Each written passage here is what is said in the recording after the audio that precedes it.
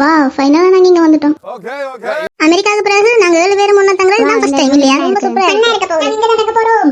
இந்த இடம் பார்க்கவே அழகா இருக்குது. இது ரொம்ப குளிரா இருக்கு. உண்மையிலேயே இங்க சரியான குளிரா இருக்கு. இங்க பாருங்க இந்த இடம் எவ்வளவு அழகா இருக்குது. வா ஏன் இந்த ரூட் இவ்வளவு உயரமா இருக்கு? என்ன இதெல்லாம்? இங்க சாப்பாடு இருக்கு. ஓ பிஸா இருக்கா? Oh, ja, 좋다, ja.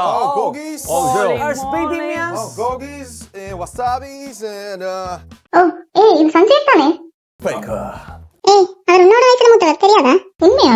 அவர் எனக்கு ஹியாங்கா? நான் சின்ன பையன் நினைச்சேன் அவரை. வாங்க நாங்க முதல்ல தூங்குறது எங்கன்னு பாப்போம். பார்க்கலாம். இங்க எத்தனை ரூம் இருக்கு? இங்க ஒரு ரூம் இருக்கு. இதான் முதல் ரூம். இங்க 2 பெட் இருக்கு. அதோட ரூம் நல்ல வசதியாவும் இருக்கு. எல்லாம் ரூமா வந்து வாங்கடா.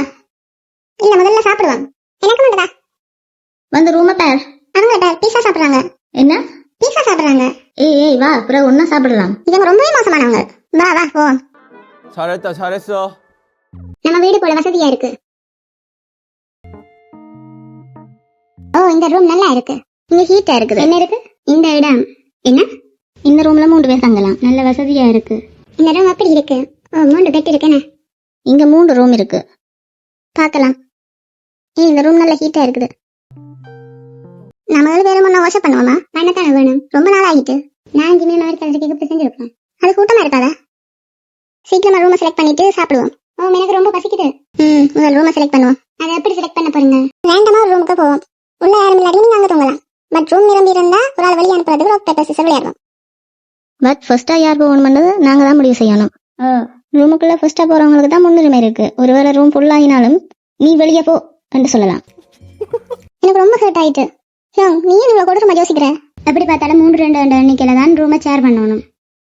அப்படி என்ன இந்த ஒரு ரூல்ஸும் இல்லாம நம்ம எல்லாரும் ஒரே ரூம்ல தங்கினா என்ன? இது என்னால ஒரு ஆப்ஷனாவே இருக்க முடியாது. நீங்க எந்த ரூமுக்குள்ள போறீங்களோ அதான் உங்களோட ரூம். பட் அந்த ரூம்ல 4-5 பேர் இருந்தா என்ன பண்ண?